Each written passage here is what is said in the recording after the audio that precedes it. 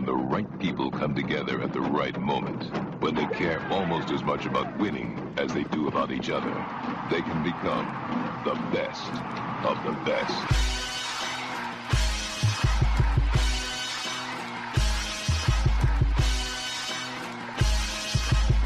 Welcome to the best soccer show, the best soccer show in the whole world.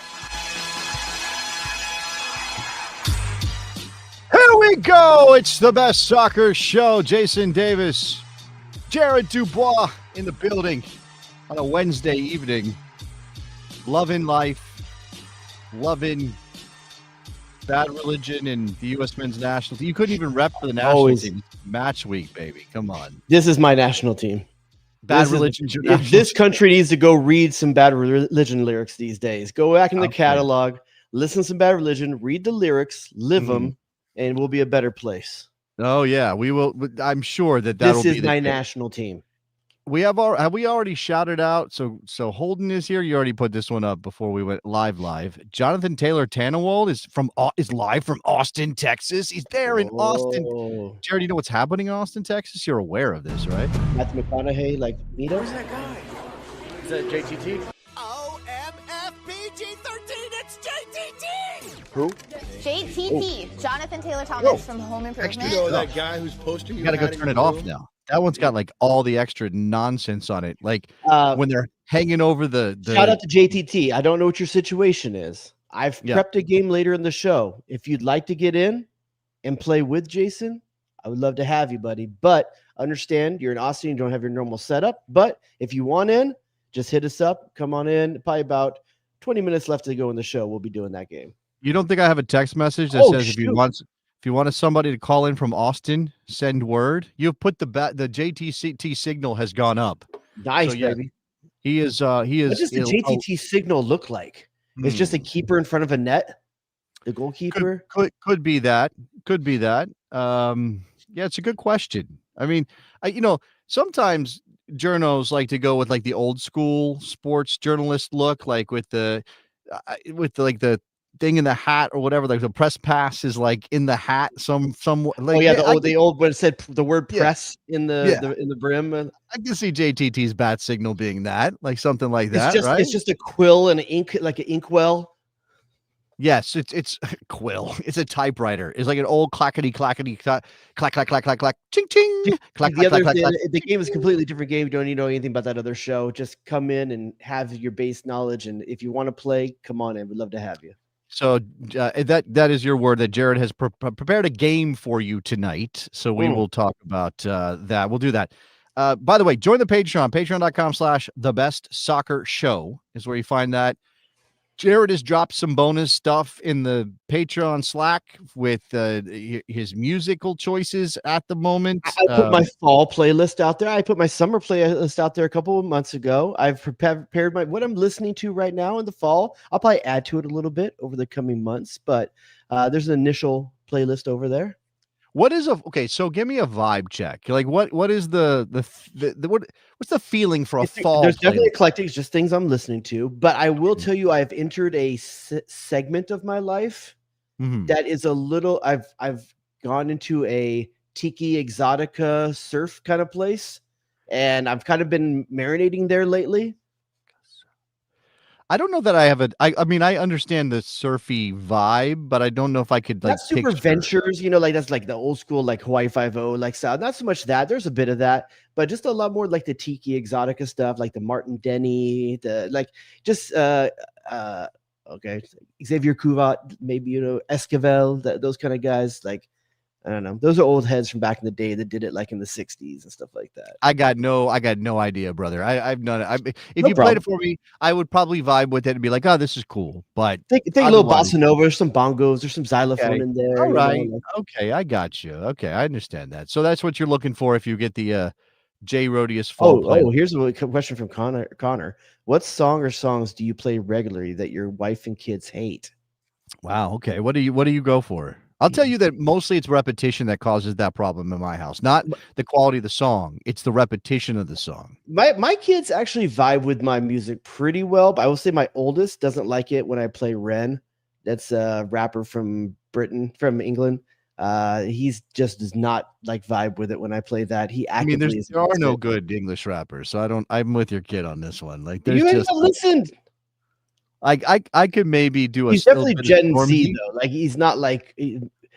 he's not like what we grew up on, But Okay, all right, man. Do people remember the Streets? Some of you might remember the Streets. That I oh, had a what? moment listening to the Streets back early 2000s that all came out, pirate material, whatever that was called. So from the chat, Nate, Ren is awesome. There Ren you is go. awesome. Okay, But man, you didn't answer the question. No, I'm thinking.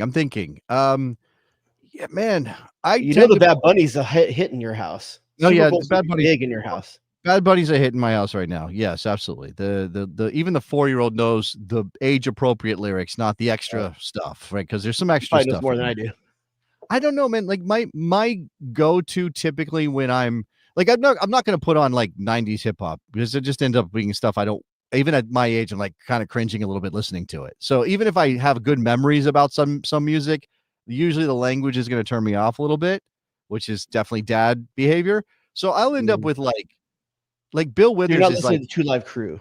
No, Bill Withers is like the move most of the time. Because if I say like Bill Withers radio, I know I'm getting a bunch of stuff I'm gonna like from my does the family like it? They're not popular with the family. Well, if I start singing "Lovely Day" at the top of my voice, can you hold the note? Can you hold the note? No, we all pretend like we can hold that. To. Nobody can hold that. There's two notes that I equate that like I wish I had the lung capacity for. Is Bill Withers on "Lovely Day," and then there's "Music of the Night" from the Phantom of the Opera soundtrack. Okay, all right. Those two. Oof. Man, I'm trying to think of what else I've been like.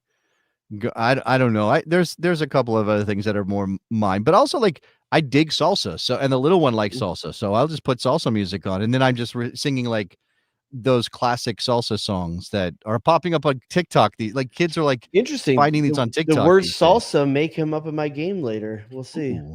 Ooh, interesting. Okay. So, look, we are 2 days out from the U.S. men's national team playing a friendly against Ecuador. And I'm not going to sit here and sell you on this being some massive test to this team and this is going to really tell us something about 2026 and blah, blah, blah, blah, blah. We're too far away for any of that. We are going to get a look at whether or not Pochettino is committed to maybe playing a back three. And we're going to get a look at maybe who he rates in certain places on the field. However, as I put the roster on the screen here, there are some things about this roster that still stand out in an odd way to me. Now, I was mistaken in our pre-show when we were talking. This roster was not out when we recorded last week. Remember, we were one day ahead. Right. So I mistakenly said we had talked about this already. We have not. So this roster is new to this show, but late to the world. Yeah, and you probably listened to 12 podcasts that have broken down this roster already. And, that's fine. Nothing against any of those podcasts out there. But let's run through it again, because we're going to be, we can talk about not just the roster. We can obviously talk about who we would imagine is starting for Pochettino in this game against Ecuador, who's not. Moises Caicedo is not there. Otherwise, there is some talent and some, there are some good players in this group. Estupiñán is in this team. William Pacho from PSG, Xavier Arriaga, who you remember from the Sounders and MLS, is in this team. I'm sure some people can bring up some of the names on this Ecuador team that you would recognize. If you see Barcelona next to an Ecuador player, by the way, probably not that Barcelona. It's the Ecuador version of Barcelona, because there's one of them in Ecuador as well. Nice flex on your resume. Leo Campana from the Revs, formerly of Inter Miami, is in this group. Yep. So that's Kevin Rodriguez of Union Saint-Gilloise, which is taking part in the Champions League this year. I mean, that's not nothing. Ener Valencia, of course, everybody knows Ener Valencia. Yeah. Where does he play right now? Where is he now? I don't know. Once he left Manchester United, I don't remember where he went. He is playing at Pachuca. 35-year-old Ener Valencia is at Pachuca right now. Nice. So there's Pedro Vite, formerly of the Whitecaps, now with Pumas. He's in this group as well. So there is a challenge here. Ecuador is not going to be a pushover. They're going to create a challenge for the United States. So when you look at the roster, Jared, what do you see here that makes you go, okay, let's see how this works? Well, first of all, I was happy to see Patrick Schulte brought in. I've been on the Schulte train for quite some time. I think he may be the best keeper in the pool right now. Very surprised to see Chris Brady get pulled into this. Not to spend a lot of time on goalkeepers, but you're just asking things that kind of popped out to me. I was happy to see Pekka Schulte, very surprised to see Chris Brady in there. And then I think obviously there's the initial omissions, the Dest and Tyler Adams omissions, which since has come out and clarified that Tyler Adams' wife is expecting. He's staying close to home. Totally understand. And I think that was probably talked about maybe even before last cycle, because Tyler Adams has got a lot of minutes over the last 2 camps. So maybe that was part of that being Pochettino making sure he got all the looks he needed to out of him. The Serginho Dest one, though, very interesting. You could say before this roster was announced, Dest was held out, I believe, the Champions League roster, but then he played on the weekend. So very, very interesting. But Pochettino was kind of combative with the press when asked about Scally and Dest, saying that he's not going to speak to every player that's not on there. The roster is what it is. So I get the feeling that maybe Dest is superfluous to his needs, or maybe kind of like McKennie needs a little maturation, maybe he's trying to make a point to him. So that's surprising to me, but I see the path to more of a 3-man back line here, similar to what was played towards the end of the last cycle. So what is interesting to me in that area, right, the back line, is Ream and Richards are very clearly the only 2 center backs that Pochettino is really attached to, right? Now, okay, yes, you do have an injury with Tristan Blackman that meant he couldn't be called up for this team, but I don't know that one window at his age sort of indicates too much about Tristan Blackman. It's possible that Pochettino fell in love with Tristan Blackman, and he would have been in this team if he was healthy, but I think it's interesting that you have Cameron Vickers, there you go, Mark McKenzie, and Miles Robinson all getting a look here. I think Mark McKenzie, most people will tell you that like his club play has been solid, and that maybe he hasn't been getting a look because Pochettino did see him early and he played him early in his tenure. So it might be that he had a limited window to see some other options. Who knows with Blackman if he was going to be the guy or not. But even with Mark McKenzie coming in instead of Blackman, there's still a path to a 3-man back line if it wants to be played. So I think if you put Tim Ream in the center and flank him with Chris Richards and Mark McKenzie, granted, you don't get the natural left-footed out there on that side unless you put Ream there, which is a possibility. But you have 2 pretty fast, dynamic, athletic players on either side of him, and that allows you to go with the Jedi Robinson and Alex Freeman on the right if necessary. It does feel though like if you're going down that path, how are you not going to bring Dest in here because it seems more appropriate for him than Freeman to have in that spot? Yeah. Then if you want to go with a 4-man back line, Cameron Carter-Vickers is one of your just classic center back, big beefy dude that's going to win balls in the air if that's what you want to do. But I find him highly suspect when he has to move. Me too. Yeah, there's a couple of things that leave me cold with him. All right, in the midfield, okay, so McKennie's back. I should say Miles Robinson in the back 3 I think works as well. Miles Robinson works as well. Yeah, McKennie is back. Again, I don't think there was any real expectation he was going to be frozen out just because he didn't get called up for September. Other than that, though, and Malik Tillman, who I don't think has bedded in quite the way we hoped it at Leverkusen. I think it was always going to be tough for him to just get there. But start making waves in a team that was overhauled with Xabi Alonso leaving and everything else that happened at Leverkusen. Yeah. But he's in the team and probably deserves to be in the team. Yeah. Man, after that, Aronson, Luna, Roldan, Sands, Tessman. Like this, even though we're like, we're supposed to be taking cues from this team, and obviously with Adams away because of a personal issue. Sands from left field. But also Johnny Cardoso is still injured, and who knows? Like he's one of those guys where if he wasn't hurt, we wouldn't be guaranteed he'd be in this team. But this is a very pragmatic midfield, man. When you think about the fact, granted, yes, you have no Adams, you have no Cardoso. I think he wants to make sure in the absence of what are probably the 2 best technical defensive midfielders that we have in the pool, he wants options. This is what this is. This is taking an extra player, if anything, in this position to have as many options as you can. You have Sands, you have Morris, you have Tessman, all that can play in that slot. For me, I would take Aiden Morris. I'm an Aiden Morris stan. I like Aiden Morris. I'd understand going with Tessman because he has been on a pretty good tear with Leon so far. So I think though, if I think though that you've got, we know what Brendan Aronson is. He is mostly a hyperactive, pressing, high up the field kind of He's a player. gnat.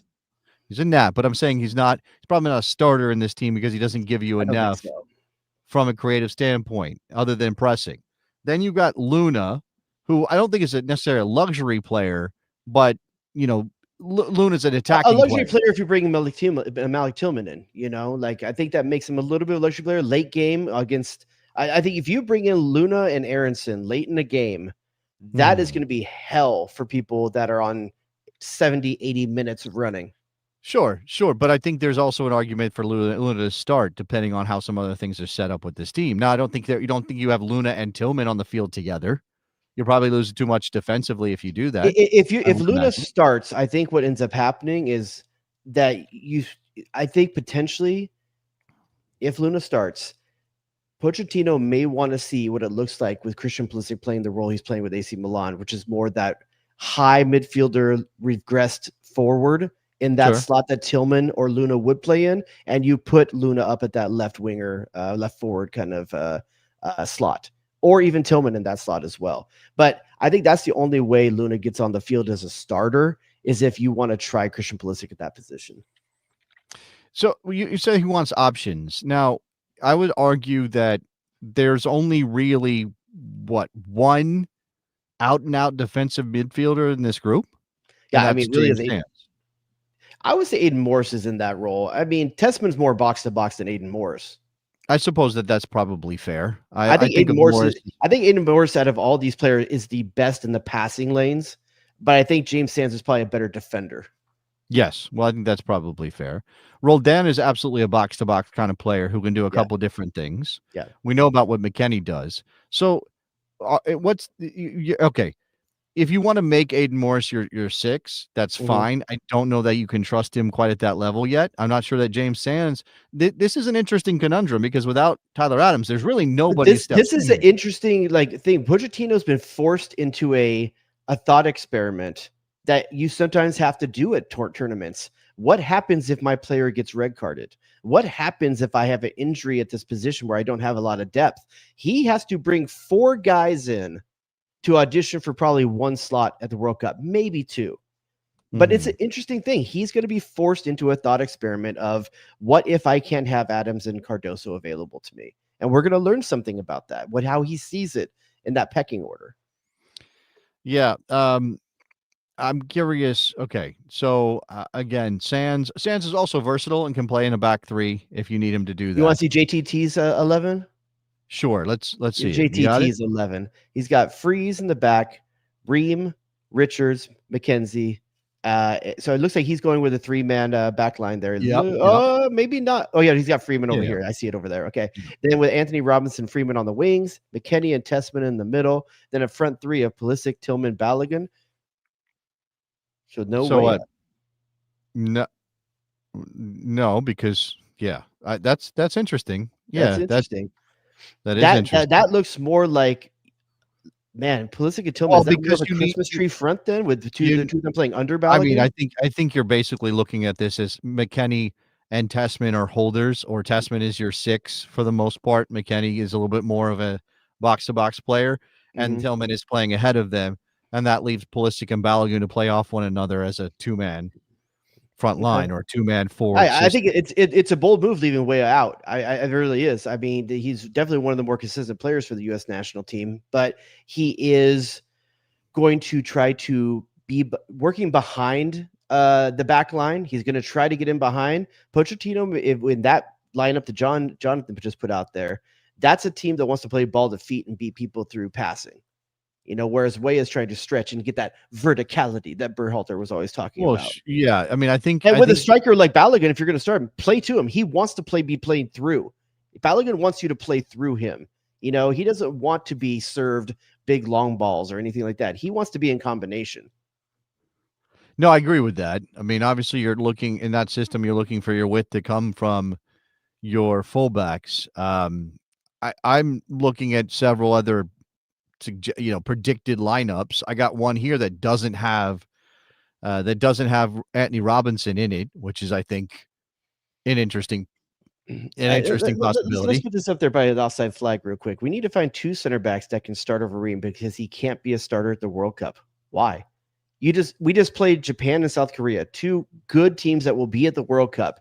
Did he put a foot wrong in either of those games? Did he look out of place in either of those games? I don't think you force him out of the team until somebody is pushing, but obviously there's a limited time for somebody to come in and sort of take his spot. I will tell you that people are extremely high on Noah Kai Banks and think he might have enough time to win his spot. Pochettino, he ain't in this lineup. Well, no, he's not in this team, but he's just kind of getting his first opportunities to start. He scored his first goal over the weekend, and although you're not looking for a center back to do that, you should watch him play, because if you haven't seen him play, he is a long, lanky lad, but he is smooth as hell on the ball. So there's something there that I think could be worth watching. I mean, I'm not predicting that Tim Ream gets pushed out of this team, because even if I don't think there's a chance outside of injury he's not in the team. Whether he starts or not, okay, but to have that presence, he's the captain. Mauricio Pochettino, with Tyler Adams on the field, Tim Ream has been the consistent captain all through the summer and then through the fall. Pochettino sees him as a critical piece of this. Whether it's starting or not, my money is on starting in the World Cup, and adjusting if things don't go the right way. But it's just having that presence. When you look at the ages and the experience, when you get down to Chris Richards and you get to Miles Robinson and you get to Mark McKenzie, Cameron Carter-Vickers, I know they're playing in Europe, but not like Tim Ream has played in Europe. Yeah, that's fair. Some of this is obviously, it's going to be interesting to see what Pochettino does with his starting lineup, how much that indicates what he's thinking beyond October, beyond 2025 into 2026. If you're wondering about Ecuador, no Hincapié, he's injured. I mentioned Moises Caicedo missing out because Chelsea says he's injured even though he keeps playing for Chelsea. So somehow he declined the international call-up, and everybody's cool with it, I guess. They're also missing Gonzalo Plata, who has been nursing an injury at Flamengo. But again, you've got some talent here. You've got some experienced players in the midfield. Obviously, Ener Valencia is going to bring all kinds of nous to that. Yeah, spot. It doesn't have the pace. I would doubt he has the pace he had once you would equate with him. Like I said, I didn't even know he was at Pachuca. I haven't watched him play, but I gotta admit it. I gotta think at 35, he's a different player than we remember at Manchester United. I think that's fair. Now, off the rising enthusiasm levels following the September camp, Jared, what kind of expectation do you have for this? I mean, what level? I expect Pochettino put out his best 11 both games and try to win, because that's what he has told us this new era is supposed to be about. Before this, that was tinkering, that was evaluation, that was seeing the pool outside of the center defensive midfield position. That's the only one I expect to see experimentation at, because he's forced to.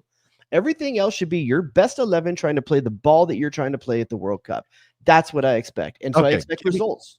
Give me 3 things, the top 3 things you would want to see: individual moments, individual achievements, score, like just 3 things you want to see out of this group on Friday night. Again, you can pick out one player for something. I want to see if the 3-man back line works for 2 games in a row. I would love to see that if it's put out there. We don't get to control if that's going to be the case or not, but if it is, I want to see how that works. 2, I want to see a shutout. I think the U.S. it's been tough at times to get consistency defensively. And then 3rd, I want to see AC Milan Pulisic at the U.S. national team. I want to see how he's in form, but at times it doesn't seem to translate. And maybe it's because he's playing a different position.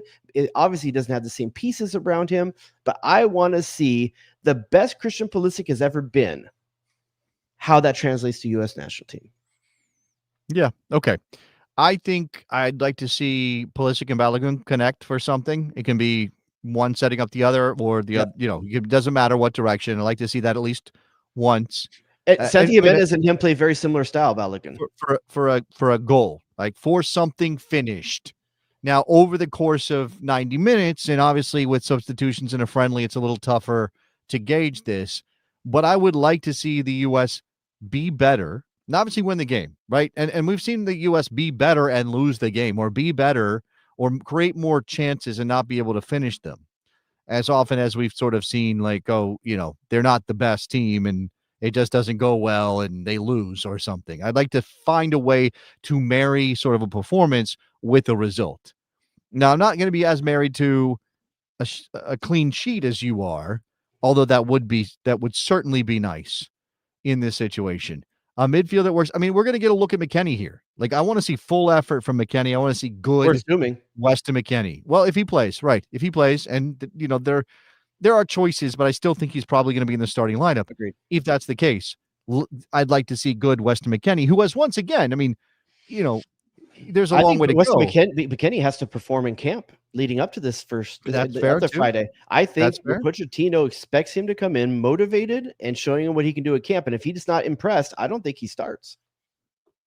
Well, that's fair, but you don't know what's. I mean, we Sure. don't have direct reports about him doing one thing or the other in camp, so it's going to be a game time situation to find out whether he has impressed Pochettino enough. But he seems to be fully fit. He is getting starts under Igor Tudor. It's happening for him at Juve again.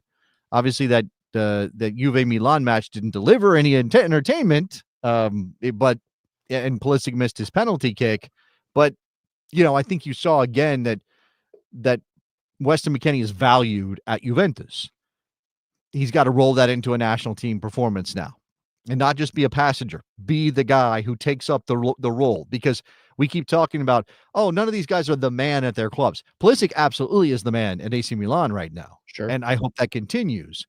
But it's not like you look at anybody else in the field and go, well, that club sort of centers around him. He's the guy that makes them go. Now, if you're a center back, that's usually not a thing anyway. But if you're a attacking midfielder, like Malik Tillman, got to show it to us at PSV. He was. I would say at PSV he probably was. That okay. So he has experience with. That's what I'm saying, though. He has experience being that guy. But that team was so dominant in that league with the number of goals they scored and stuff. It didn't feel like he had to kind of take the mantle. Yeah. If you want a little bit of a peek at Ecuador, they don't give up a lot of goals either. Harry is in here. Ecuador hasn't given up more than one goal in any game for more than a year. Those are all World Cup qualifiers, games against Argentina and Colombia. The U.S. will have to blank them if Poch wants to win. So you are probably dealing with a very tight sort of game, even if it is a friendly. So, all right. So I know we wanted to talk a little bit about giving some flowers to one. Did you just blank on a name? Did you just flat out break? Literally, I'm gonna let you twist, brother. Like you're just gonna twist in the wind for a second. I can't get Balogun's name out of my head right now. You want to help you? You want to help you? Should I? Oh my God! Columbus Crew, Portland Timbers, like everything. Darlington Nagby. Jesus, why was that so hard for me? That took a long time. That was painful, I don't know man. why that took so long for me, man. He's retiring after 15 seasons in Major League Soccer.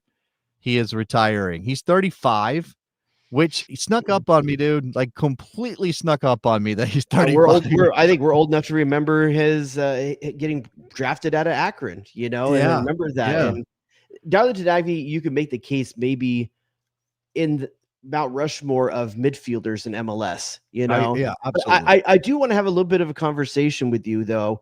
I think when a lot of people think of Darlington Nagby, there's a ton of pride and respect for what he's done in MLS.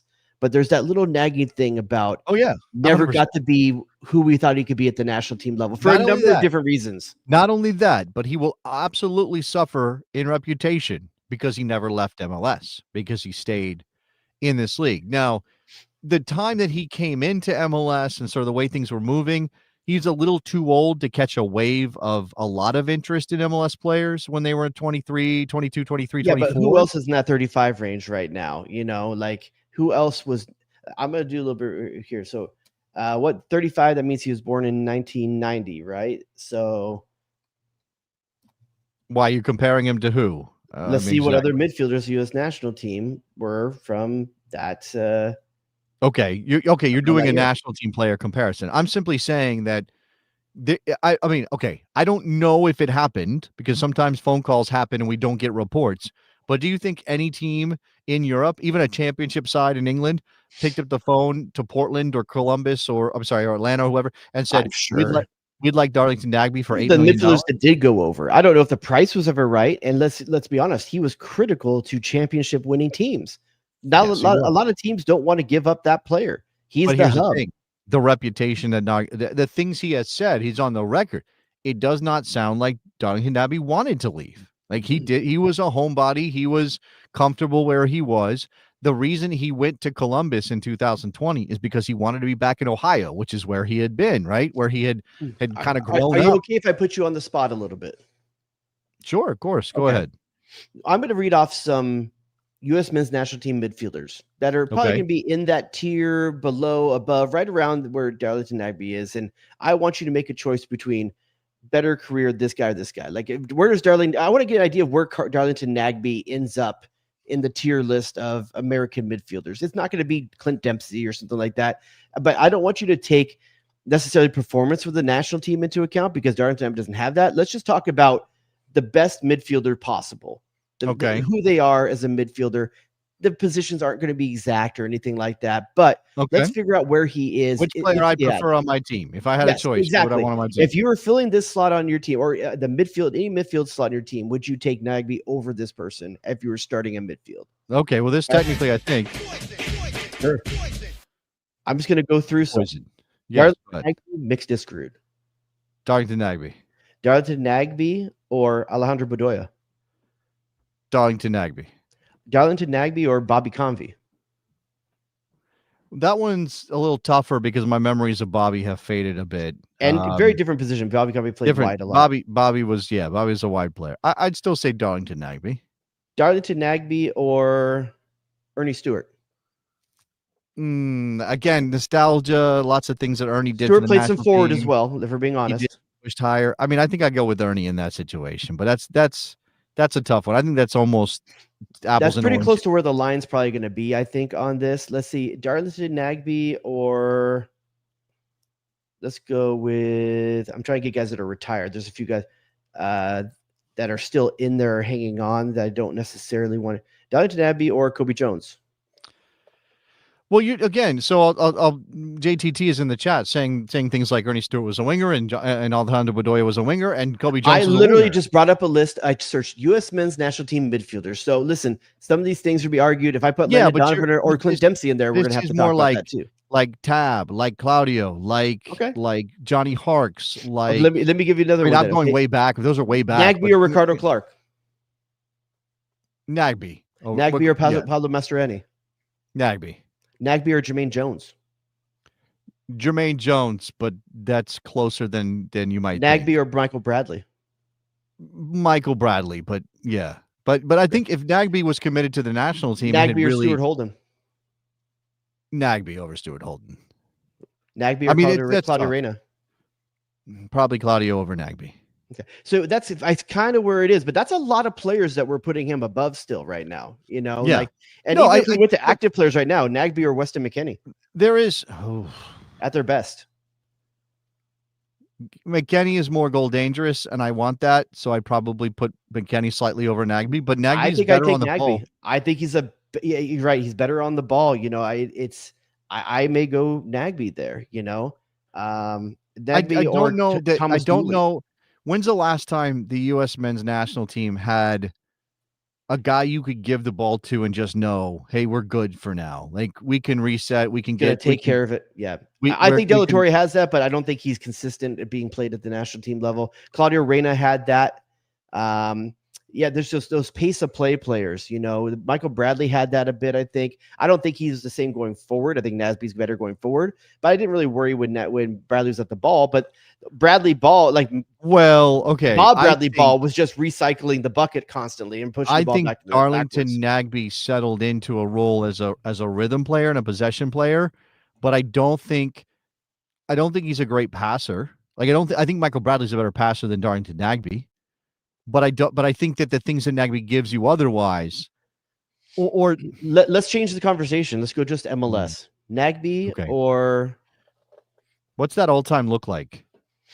What are we talking about? Are we talking just center midfielders? Is that what we're talking about? Yeah, but we're talking about two-way play. Nagbe or Amado Guevara? Nagbe or Valeri? That one's tough. Valeri was very, That's the very line. I attacking, feel that dangerous, line is though. right in that area. Well, they Let also played together, right? Those two guys played together for a Yeah. while. Yeah. You could do a Nagby or Jaime Moreno, but Moreno played a lot of forward as well. Played forward. Let's see, Nagby or Shalry Joseph. Ooh, that's an interesting one. They have a lot of similarities. A lot. I think Shalry was two more of the most physical, athletic center midfielders I think that have ever been around. Shalry Joseph more goal dangerous, like you were kind of saying with McKennie, but Shalry Joseph at his peak. Whew, man, Shalry Joseph. That's interesting one, man. That would How be. How about Nagby or Morales?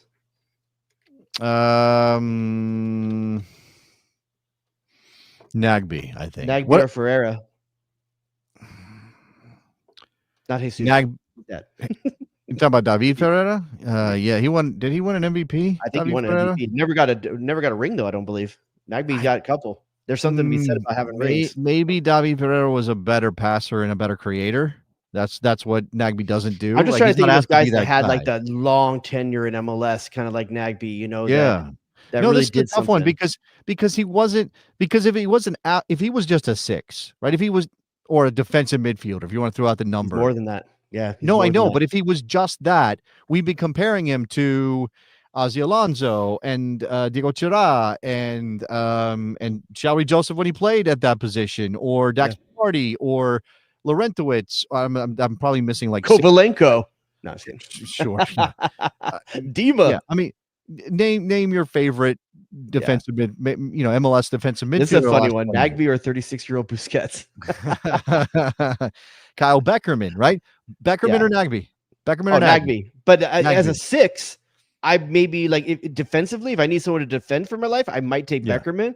But for all the things Nagby brings, he's never. If anyone who puts the number 6 on him as a moniker hasn't watched him play. He is a 7, half a 6, half an 8, and great at both. Yeah, man. Wow. I can't. Nico Ladero. Ooh, Nico Ladero didn't. How many years did he play in MLS? Oh, he's still playing. He's still playing. He's in Orlando. But he's dropped off more than Nagby's dropped. Oh no, off he the left. Last 2 I'm sorry, seasons. he left Orlando at the end of Mexico, last right? Year. He's in Norway. He went back home. He's in Nacional in Norway. But he would actually finish out with a Dynamo. Off the way Ladero fell off his last year, so. No, but that's the thing again. Like Nico Ladero, Nagby or Jeff Laurentowicz, like. Well, I mentioned that one, but Nico Ladero also, he never hit double digits in goals in Seattle during his best years, but he was always close.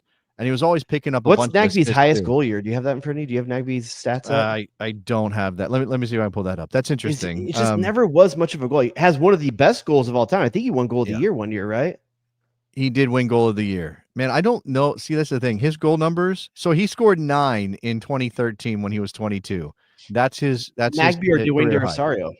1, 5, 1, 3, 0, 2, 1. D-Row, but D-Row was again attacking player. It's more of an attacking player. That's the same with that Ferreira, Amado Guevara. Those are kind of unfair combinations we're talking about. He doesn't fit that box, but he was so important to Nagby or everything he played on.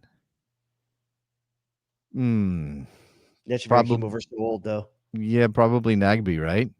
I think so. I mean, he won 4 MLS Cups, man. Yeah, I think there's only Landon's got 4 or 5. Landon's got 5, I think. Well, Presidente's point here, it makes you wonder if he had just chosen to be a little more aggressive on the attacking end, if he could have been something more like almost a Frank Lampard kind of player rather than what he was. But he had good attackers in front of him in a lot of those teams, man. Like he does the dirty work to make those guys look good. He just does all that dirty work, man. He's just a very unsung kind of player. So smooth. I wouldn't even know if I would call it dirty work, right? That kind of like lends you to like a hard nose. Well, okay. I guess N'Golo Kante didn't do it in a way that was like dirty. He was just doing defensive work, and he was incredible at it. Like a Lampard. That's what I said. Yeah, Lampard is a comparison. Lampard earlier? I'm sorry, I didn't hear you say that. I mention Lampard. Well, I said if Darlington Nagby had been a little bit more adventurous, in that kind of that style player as well. Sure, I could see that. I'm not saying that he's at those levels. I'm saying similar style of player. No, but that's the other thing. This is what I'm talking about. So, by the way, the man is in the 99th percentile for passes completed. That doesn't mean, I don't know that he was adventurous, but when he makes a pass, he completes that pass, right? Moussa Dembele, that's an interesting one. Moussa Dembele comparison. If you look at his, okay, so again, comparing him to midfielders across 14 competitions, this is how FB does this, across 14 competitions similar to Major League Soccer over the last year, okay, just the last year. Now, obviously, if you want to, if you want to say, well, his best years were 5 years or 10 years ago, okay, that's going to be tougher to like pull those numbers. But 99th percentile for passes completed, 76 for passes attempted. Everything else is the 8th percentile. The first tackles, the first he doesn't tackle. He's never been asked to tackle. He's never been a tackle. That's not what he does. He doesn't intercept the ball. He doesn't block shots. He doesn't clear the ball. He doesn't win balls in the air. Is on the field. He is just impossible to take off the ball. And that is the key to his glory. And for me, he's Mount Rushmore material. Absolutely. Yeah, it's close, man. Are you talking about midfielders or like of all MLS? Midfielders. I'm not putting him on the all-time top 4. Offensive midfielders get so much more pub, and it's so easy to rate them. Like, I'm not taking Di Rosario off Mount Rushmore. I probably never will. I think Valeri is on that as well. I think Valeri, Di Rosario. Ooh, okay, interesting. You want to put Valeri on there? I have to think about it a little bit. I wasn't prepared for a Mount Rushmore right now. And then, is Landon Donovan a midfielder or a forward? I would put Wando on the list. He's the all-time leading goal scorer. You're talking about midfielder. I think we're talking about midfielders. Oh, now we're only specifically on midfielders. D-Rose on it in general for me. Well, okay, but you mentioned him. Like, Shalry Joseph probably belongs in that conversation. Man, for those that weren't around, man, I can't remember a more dominant midfielder in MLS, physically, technically.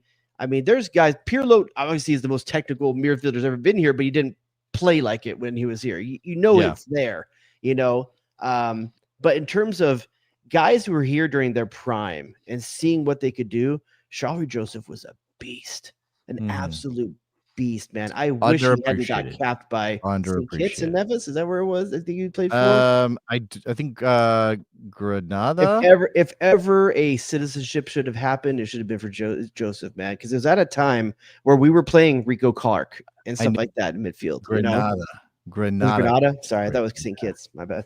No, born in St. George's, Granada, was Shalry Joseph.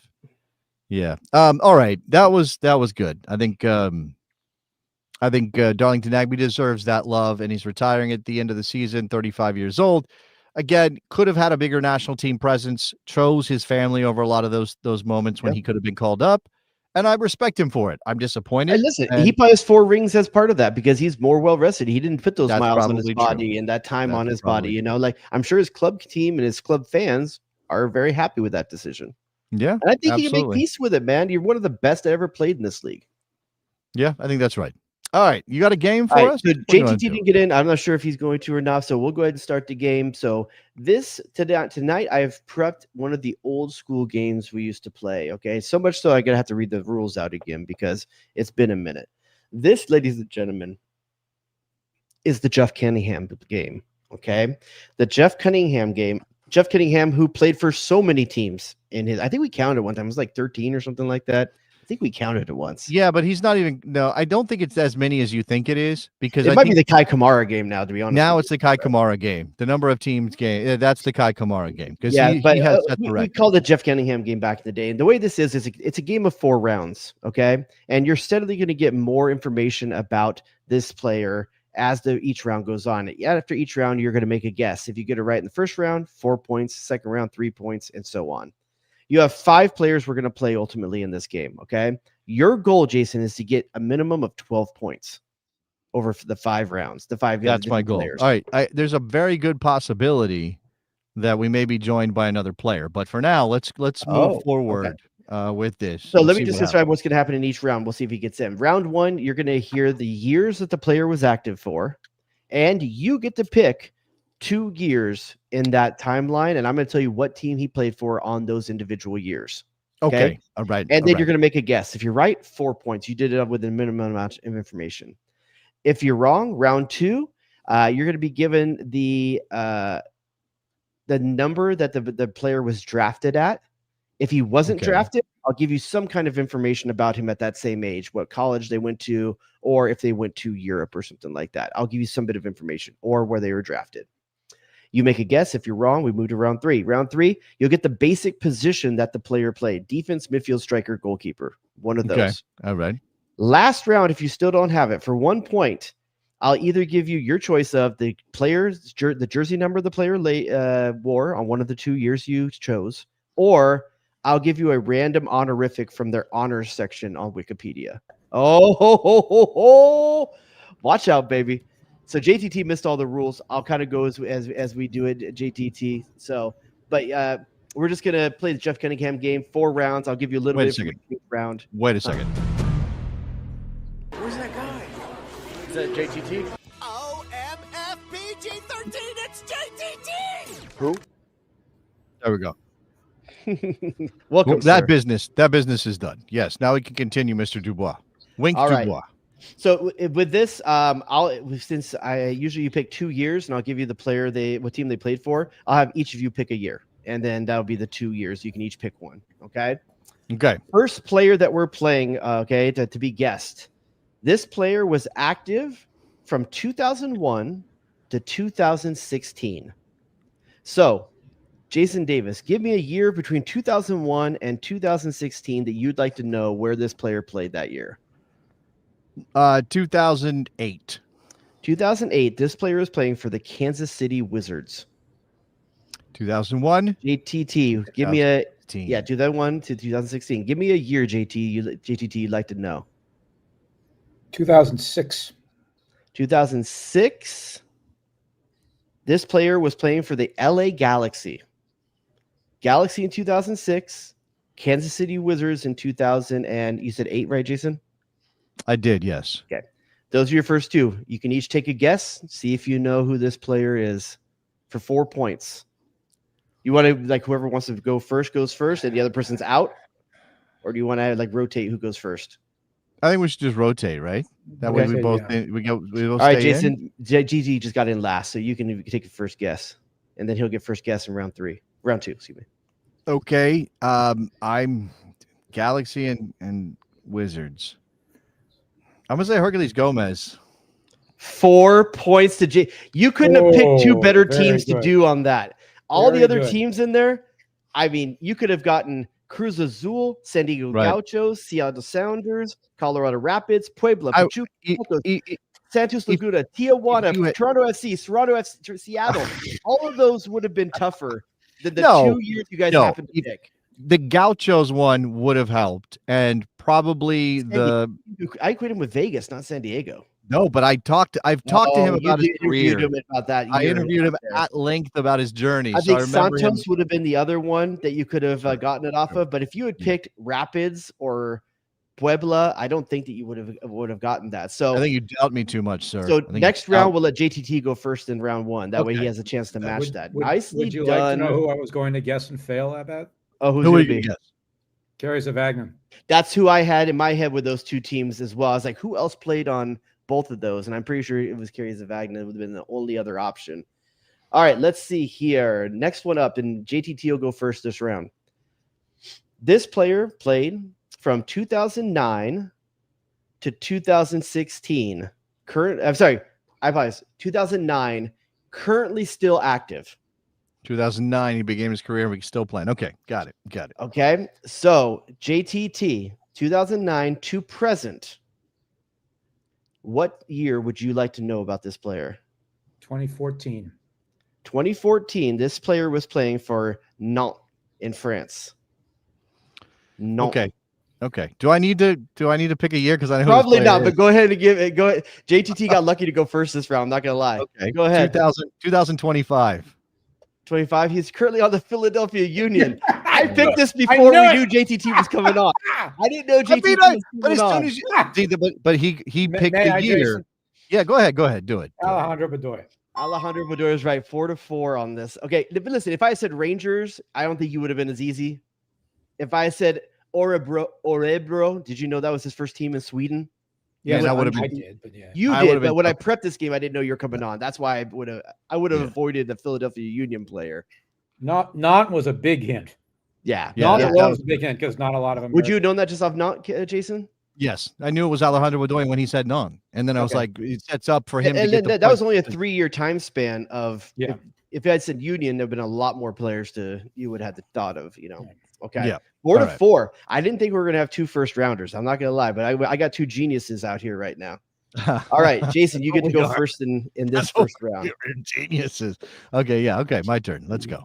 This player was active from 2005 to 2013. 2005 to 2013. What year would you like? Well, I'll start at the beginning. Let's do 2005. This player's first club was Sunderland. JTT, Okay. what year would you like? Okay. 2010. 2010. This player's team was Bolton Wanderers. Got it. I already won. Sorry. You're Have it, Jason. It's Stuart Holden. It is Stuart Holden. The Sunderland one. I didn't know that. He didn't I knew play the a Bolton part, I single didn't know game. Sunderland. He didn't play a single game for Sunderland.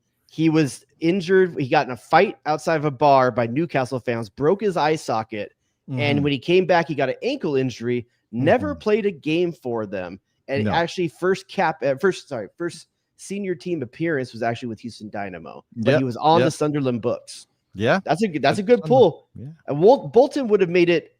I mean, you could have maybe thought Tim Ream or something like that in that range in that year, but not with Sunderland. Well, as soon as I thought Lyndon Gooch, and I was Lyndon Gooch played until like last year or still playing, because that's the thing. 2005 to 2013 is a pretty short career. Who had a short career and was at Sunderland? Yeah. Only 12, All right. I didn't know the Sunderland part. So. It's 8 years. Yeah.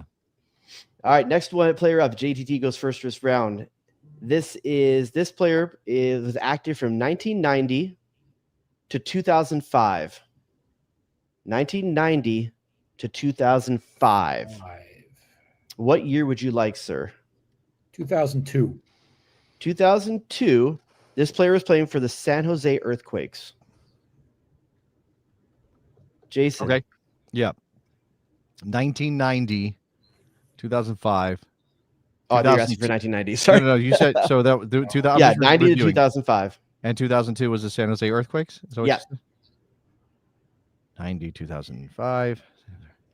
Okay. All right. I will take 94 then. 94. This is actually Sage because I brought this up earlier in the show. This player was playing for the Los Angeles Salsa. Interesting you chose 94. I guess you're probably trying to figure out where they were at Europe before they came to MLS. Is that what the thinking was with 94? No, that's a World Cup year, so it just kind of goes to like he was playing for Los Angeles Salsa. 1990, 2000. I should be honest. He played for 2 teams in 94. Okay. So basically, the winter half in one, like the summer half in another. Okay. So I should let you know the other team he played for was SV Wehen. SV Wehen. I'm assuming retired in 2005. 2005. So JTT, you get to go first this round. Do you want to venture a guess on who this player could be? This sucks because I didn't expect 2 guesses in the first round. So we're getting a lot in the first round, but we've got it with the first try on all of them. But we'll eliminate more players.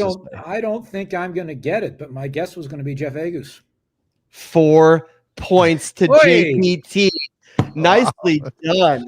Wow. The Earthquakes is a good pull because that was championship teams. So you got to think who was old on championship teams with that Earthquakes. It was like Matt Doyle. I mean, sorry, was it not? What was it, guys? John Doyle. I didn't know when he started. Not Matt I didn't Doyle. know when he started. I did. I don't think I knew enough about Agus's journey. I was worried you were going to say 96. Did you know DC United and Earthquakes? And I was like, okay, that would be a pretty big tip off right there. Yeah. Ended his career. Remember what team he ended his career with? Agus ended his career. Or in the front office after. Red Bulls? Yeah. Metro Stars. Red Bulls. Metro. Yeah, it was New York. I think he and Lawless were there together on Lawless's 1 year when he was there. I think that was the same year, 2005. All right. Last player. We haven't got out of round 1. You guys are just too good. So next player was active from 2005 to 2016. 2005 to 2016. What is the year you would like, Jason? Because you're going, you get first guess this round. I will take 2011. 2011, this player was playing for the Columbus Crew. 2011, Columbus Crew. JTT, what year would you like? 14. 2014, this player was playing. Okay, he's under contract with one team, but was loaned. I'm going to give you the parent team. I'm going to give you the parent team. I think that's the fairest way to do this. LA Galaxy. 2000. What year was that? 2014. And the Galaxy loaned him somewhere. Yes, and so and he's American or doesn't have to be. What were the years? Yeah, these are all Americans. I would say they're not all these guys. Some of them weren't born. They're like obviously Stuart Holden wasn't born. Hercules. Yeah. But American. What were the years of the career again? 2005, 2016. Yeah, 2005, 2016. So JTT. I'm sorry, Jason. You're guessing first this round. What are you going to go with? What year did JTT pick? What was that year? 2014. And it was 2014. And the Galaxy loaned him somewhere. Yeah. Yeah, I'm trying to. Okay. Okay. I got a guess. Is it my turn to guess? Yep. Yes, it is. Is it Robbie Rogers? Holy crap! We swept this damn thing in the first round. Very good. He got loaned to Galaxy 2. Wow. So it was a little bit of a tricky one there, but. Again, you guys keep picking the years that make this the easiest. If I had said Leeds or Heerenveen, I think that would have been harder for you guys. Yeah, for sure. But you guys keep picking the years where Columbus Crew 106 caps, Galaxy 78 caps. So literally the place he played the most, whereas other teams were 3, 0, 4, 6, and 6 caps wise. You guys picked the right years for all of them. After the game, I'll confess my strategy. What, Google? Okay. No. Yeah. He's not a cheater. Don't put JTT on. I'm going to grab one more right now because that went too fast. You guys even get out of the first round. So let me think of one more player here. I got some names in front of me here. Okay. I'm going to go with. By the way, we need to do. It's been a while since on this show or in a bonus we did something pop culture-y instead of soccer. I'm out of that. I know that's not your move. I know that's not your forte. Mr. Tannenwald, but I've been thinking about some of the games you used to play. I got a team. I got a player, excuse me. This player was active from 2008 to 2022. 2008 to 2022. Mm-hmm. And JTT, you're first this round. What year would you like? Oh, are you muted? Oh, I thought you were actually. No, I was thinking. He's talking. 2008, 2022. 2022 was his last year.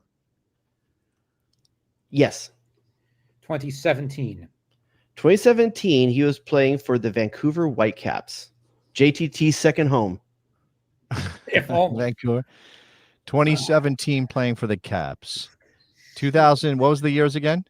2008 to 2022. Okay. Okay, I'll take 2021. 2021, this player was at Inter Miami.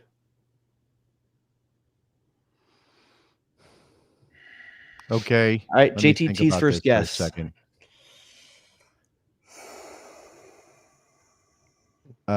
This is going to come to this is in there somewhere. It should come to me, and the guy I was thinking of, I don't think played for Miami. Man, this is. I'm going to be so upset if I don't get this one. It's in there somewhere. We're gonna have to put a 5-second clock on this because we're gonna give it 5. All right, I'm gonna say 3. Jay Demerit and be wrong. Jay Demerit is not correct. Jason, you got 5 seconds. I will say. Oh my gosh, I don't. Round 2. This player was drafted 2nd overall in his draft class. 2nd overall. So 2008, second overall pick. Second overall pick. JTT goes first again. Oh, yeah, who said we were going to bounce back and forth per round? Huh? Right. So, Jason, Yes, you're going Jason first. goes first. Shoot. I'll give you about 10 seconds to think. So now I got to pick. So I got to Yep. guess again. Or you can pass 2008. if you don't know. You know. I mean, draft class 2008. We're going back a ways. Man, and don't know who I he was did not drafted realize by. this Before I was started second paying overall. attention to drafts. I mean, it's kind of a. I mean, honestly I- always expect to give you easier information down the line. You guys are getting it on the hardest rounds. I thought it's supposed to be Yeah. hard at this round, Man, but you guys are 2008. getting two. I guess you're getting it right every time, though. Vancouver and Miami. God, that feels like a combination I'm I gonna should give just you a have on the 3, 2, top of 1 my here. head. All right, 3, 2, 1, go. All right, JTT, you got to guess or pass? Pass, because the guy I'm thinking of is still playing. Okay, so Yeah. now you're going to get the basic the position of the player. This player is I would say a midfielder, and I will say primarily left midfielder.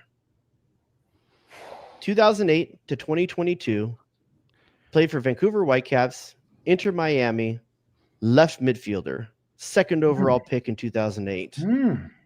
Finally, I got one that's actually making it hard. Let's see. 2008, JTT goes first this round. You can pick or pass. Midfield.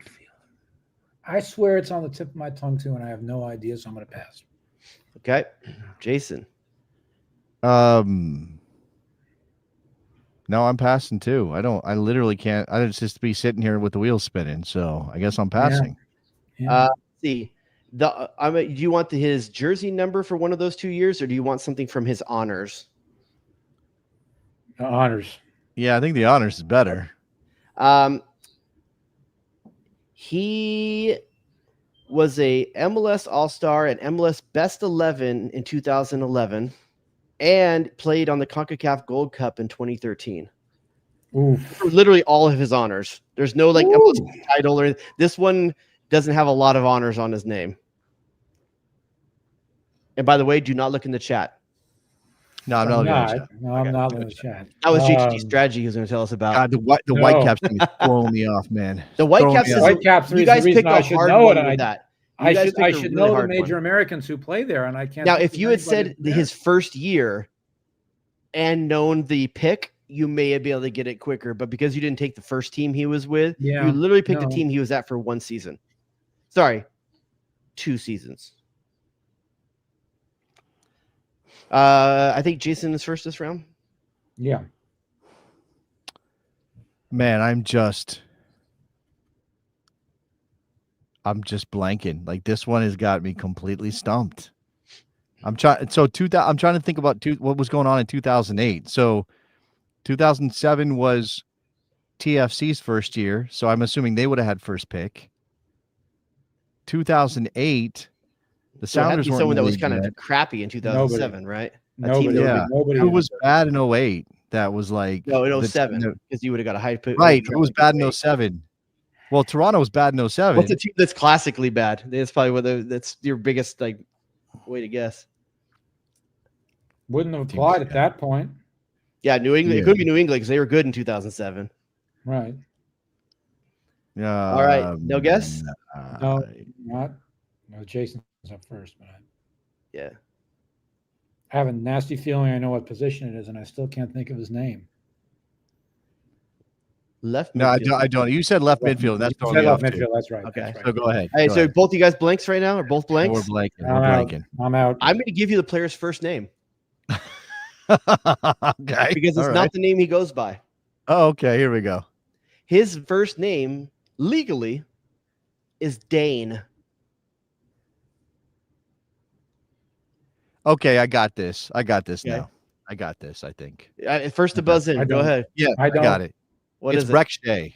It is Breck Shea. Oh my Breck Shea goodness. finished his career at Inter Miami. Oh no. Cannot believe He I had a forgot. very short No, stint I of 2 can't years believe at I Vancouver forgot that Whitecaps. Drafted in 2008 by second No, I overall did by know he FC played in Dallas. Vancouver. If you had known Man. FC Dallas was his first club, I think you would have Yes, gotten it. would have gotten it. Would have gotten it probably. I mean, if you had gotten Stoke City, Dallas, you would have known. Dallas, it was Breck Shea. Dallas, Vancouver would have done it for me. I think. Yeah, it was. You just finally got unlucky with one of the team picks because no one really equates him with Vancouver Whitecaps. yeah, man, I don't I mean, but remember maybe if you had another team I to go don't. with, I don't equate him with Miami. is the thing. Yeah, I forgot that. so- But he also had that moment where he caught a snake or something at training. That's the only reason I remember. Or was that Orlando? But listen, that he did that? Inter Miami, 47 appearances for Inter Miami. He played. He did It was play. in those I know. shitty Miami years, though. the early years, You know, that which were are like rough. lost to time, that you barely even think about it anymore because Penalties for messy. cap issue like Yeah. Inter Miami. You know. Yeah. Well, Very weird. boys, listen, you shined the whole time. I mean, that was you destroyed my game for 5 rounds. Yeah, I finally had to go for a deep cut because you guys were too good. So it looks like Jackie. And by the way, the was on chat, there. Connor just say the chat had it a while back. I Brett- think they got it at Jackie the got left midfield part. Frank got it. Yeah. I think they got it people when were I on said it was top the of left midfielder. So Or Jason maybe Hayward. it was second I- pick in 2008. I failed at my own trick. Which is what? My trick was if it was a World Cup year, I probably knew where he played. Oh, yeah. Every year I picked except Yeah, you picked 17 2000. You was a picked World Cup year. 2014. Wait, 14, 6, 2014. and 2, I think. You know, Breck is probably one of those guys. If you went back to the beginning of his career and watched some of the things he did, particularly in Dallas, you would say it was a pretty significant upset. He never made a World Cup team, right? Like at the time, you were like, "Oh, Breck's going to be on a World Cup team at some point." Yeah, And he never made one. Never made one. yeah. He's got 34 appearances with the United States, though, 4 goals. So he, You know, he was on you know the how many- Gold Cup He roster. played. You know who that's more than? You know who that's more than? Nagby. That's more than Darlington Nagby. You know how many Nagby had? How many? Let me guess. 15. More than 15. Okay. Less than 34. JTT. What's 34? Oh, Less than 34, more than 15. Basically smack dab in the middle of those two numbers. I think he played a couple Gold Cups. I think that's how he got his. Yeah. 23. 25 caps for Darlington Nagby per the I was book. thinking about the fact he was probably Gold Cup call up. and so Darlington Nagby has more caps than Haji Wright so far. What's 10 years older than the other, though? He is. That's How'd you write That's 20? true. No, How'd you write 27? 27. 27. He's same age as Pulisic. all right. Let me tell you who had 25 caps to compare to Darlington Nagby. The 25 cap club is Ante Razov, Sure. Stuart Holden, Malik Tillman until he gets his next one, Darlington Nagby, Jada Merritt, only 25 caps. It started so late. Injuries. Yeah. And Michael Parkhurst, 25 caps. Criminal. Yeah. Yeah, he could have had more. Michael Parkhurst had the unfortunate timing of playing with Boca Negra, Jada Merritt, Gooch. I mean, there were a lot of big, sexy center backs, and this is a dude that was undersized but potentially amazing, but positionally amazing. You know, like in another time, Michael Parkhurst would have played. Another And time, he could have played outside. yeah. Oh, I agree. And the 3-man back line with Michael Yeah. Parkhurst. Ooh, Yeah. that's what they played in New England. They played a 3-man back line. Jay They Heaps did. and him Yeah. on either side with who was the center back in the middle? I'm not believe, but Jay Heaps. For those that don't know, probably the He was white good. boy with the biggest hops in MLS of all. Basketball player, I think at Duke, Played at right? Duke. Yeah, played Yeah. at Duke. Yeah. I mean, Jay Heaps had hops. Mhm. So, All right, we could do this all night remembering some guys, but we're not going to remember any more guys. We're going to say goodbye to JTT. Thank JTT. you for honoring us with your presence from Austin. Bring us Enjoy luck on the Friday. match. We didn't talk about you at all about the U.S. men's national team JTT, playing can a you game ask in 2 days. Pochettino about Scally for me and see what he has to say? Can you check for that? I believe that question has been driven in circles into the ground. Bum. There's JTT. Thank you very much. Yeah, thank you very JTT, much. thanks, brother. Jason, I think I texted You did. I texted you You a did. couple of days ago about this and said I have no idea if it's actually true. So I will Yeah. reiterate that I have no idea if it's actually true. It's one But of those I do think- things. It's in the zeitgeist. It is. I do have a sneaking suspicion that Scally has something to prove to Pochettino. JTT, give us one prediction for Friday, and then we're out. Ooh. Or if not prediction, one thing you want to see, one I thing think- you're looking at. I want to see that 3-back line again. I am Who's partial in to it? Mark Who's in it? McKenzie. Who's in it? I am Oh, you already partial to gave us Mark, your I am partial to Mark McKenzie, Okay. obviously, but I think the right center back role suits him. I really want to see who plays in those 2 center midfield spots if they go that way, because Do I have a Weston- memory of Mark McKenzie playing on the right in a back three for Berhalter, maybe making a mistake against Mexico. I don't know, man, but Chris Richards plays that kind of similar position at Crystal Palace. If you watch that game this last weekend, he's constantly roaming off that back line. He roams into that plays spot. right center back for Toulouse every week. Okay. In a 3-man back line? Yes. And Weston McKennie, if they play that 3-4-2-1, and if Weston McKennie is one of those central midfielders, he's got to prove he can play there. Yeah, that is fair. Well, for Juve, sometimes he's playing at that Freeman position in a 3-man back line. He is, and maybe he will. But the amount of positional discipline you need to play one of those two central positions. Yeah, is something that Tyler Adams. Someone that stays at home. His own admission, he likes to roam free. So I think that's why it has to be more. So Aiden Morris is the name that comes to mind. Who you think might be the most positionally disciplined? And I can see that as well. But I think Aiden Morris is the more stay at home between the two. Yeah. Okay. All right. Well, it should be interesting.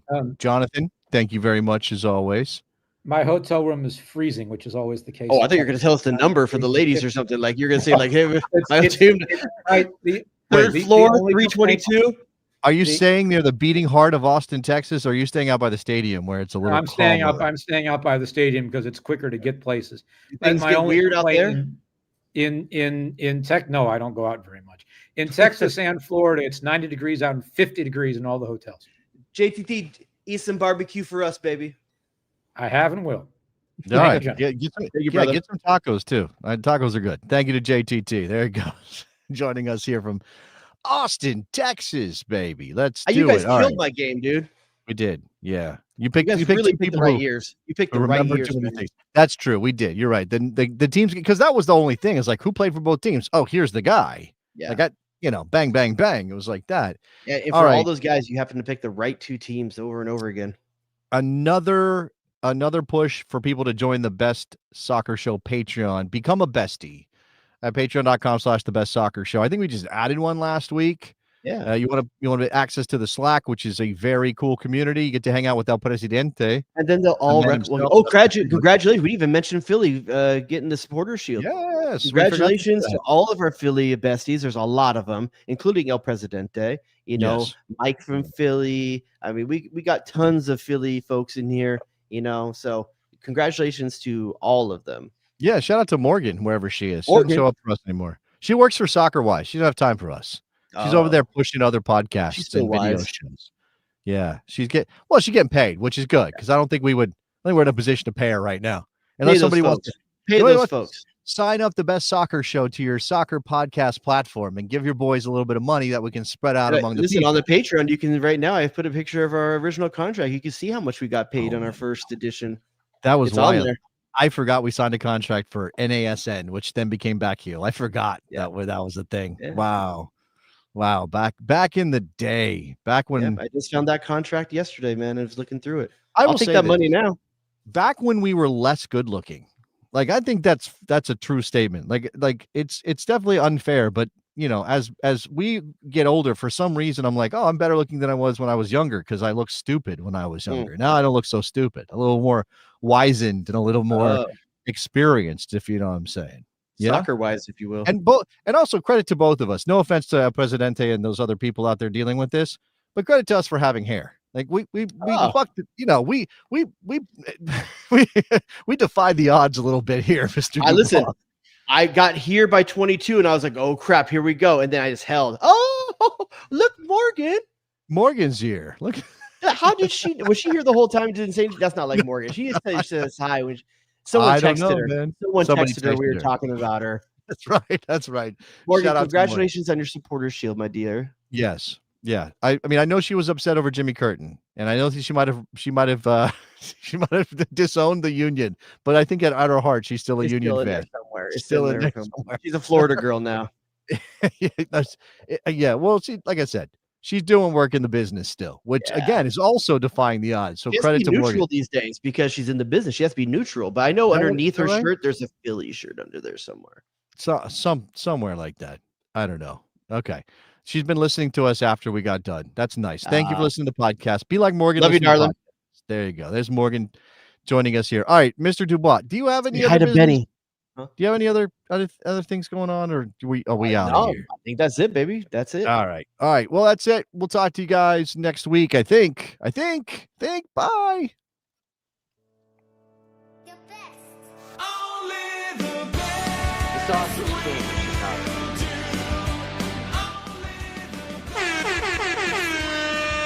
Who asked those questions? Damn, dog, that's an approach. Danger Zone! WNBC! WNBC! Get to the chopper! Oh, it's incredible! Calm down, Greg. It's soccer. It's soccer. The horror show!